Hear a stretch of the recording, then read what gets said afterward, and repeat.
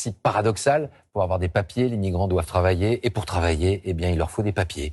Voilà un résumé certes succinct de l'affaire qui a conduit 70 d'entre eux depuis 15 jours à tenir un piquet de grève devant un entrepôt, alors qu'ils ont été embauchés par un sous-traitant de la Poste, notamment pour accélérer le processus de livraison de colis en cette période des fêtes de fin d'année. Alors, régularisation ou pas, reportage ça d'Assouban, Antoine Husser.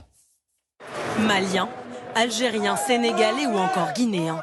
Depuis le 15 novembre, ils sont 70 à camper devant cet entrepôt DPD filiale de la Poste, dans lequel ils disent travailler. Certains ont exercé ici pendant plusieurs années.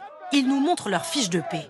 Aujourd'hui, ils réclament un justificatif de travail, sésame, pour obtenir un titre de séjour. J'ai travaillé pendant 1 an, 6 mois pour Diris Bung, précisément lieu de travail DPD. J'ai cotisé, du coup je mérite des papiers.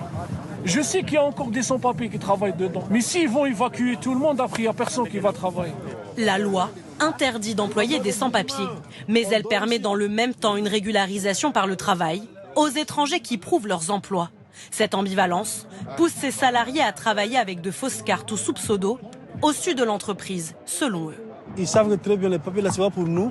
Ils nous prennent pour ça, pour nous utiliser comme des esclaves. Ces salariés sont au bout d'une chaîne de sous-traitance. Le groupe La Poste passe par sa filiale DPD pour ses colis. DPD sous-traite sa main-d'œuvre à De Richebourg Propreté, qui la délègue à De Richebourg Intérim. Conséquence, tous nient avoir employé les protestataires.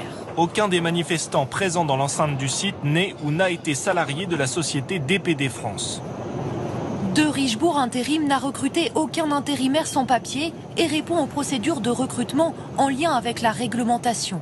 Pour cette avocate, ce processus de recrutement permettrait une réduction des coûts et une assurance pour les entreprises.